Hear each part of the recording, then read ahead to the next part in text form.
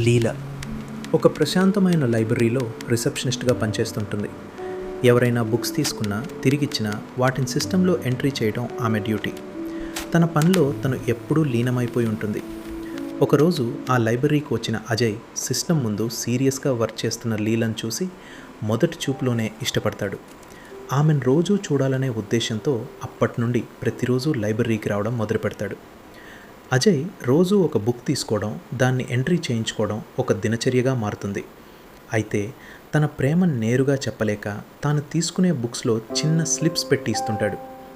మొదటి రోజు, "ఈరోజు నువ్వు చాలా బాగున్నావు" అని రాస్తాడు.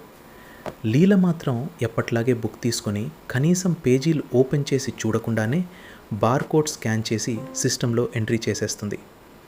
ఆ మరుసటి రోజు, "నీకు నేను ఇష్టమైతే ఈ నెంబర్కి కాల్ చేయ" అని, ఆ తర్వాత రోజు, "కాఫీకి కలుద్దామా" అని, ఇలా రోజుకో నోట్ రాసి బుక్స్లో పెడుతుంటాడు.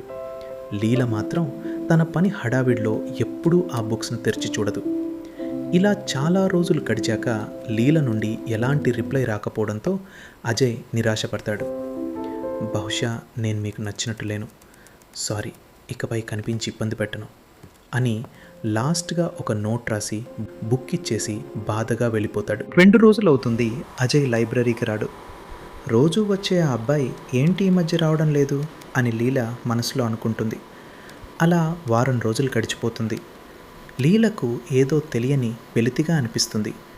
ఒకరోజు అజయ్ గతంలో తీసుకుని చదివిన బుక్స్ అన్నీ ర్యాక్లో సర్దుతుండగా అనుకోకుండా ఒక బుక్లోంచి ఒక స్లిప్ కింద పడుతుంది. అది తీసి చదివిన లీలకు ఆశ్చర్యం వేస్తుంది. వెంటనే అజయ్ తిరిగిచ్చిన మిగతా బుక్స్ అన్నీ వెతికి చూస్తుంది. ఒక్కో బుక్లో ఒక్కో నోట్. అజయ్ తన మీద పెంచుకున్న ప్రేమ, తన కోసం పడిన తపన అన్నీ ఆ చిట్టీల్లో కనిపిస్తాయి. చివరిగా రాసిన నోట్ చదివినప్పుడు లీల మనసు చలించిపోతుంది.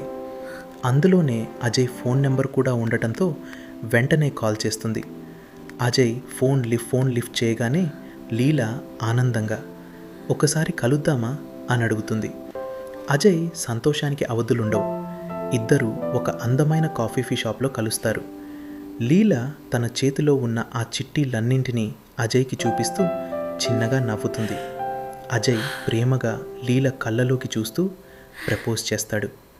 లీల చిరునవ్వుతో అతని ప్రేమని అంగీకరించడంతో కథ అందంగా ముగుస్తుంది.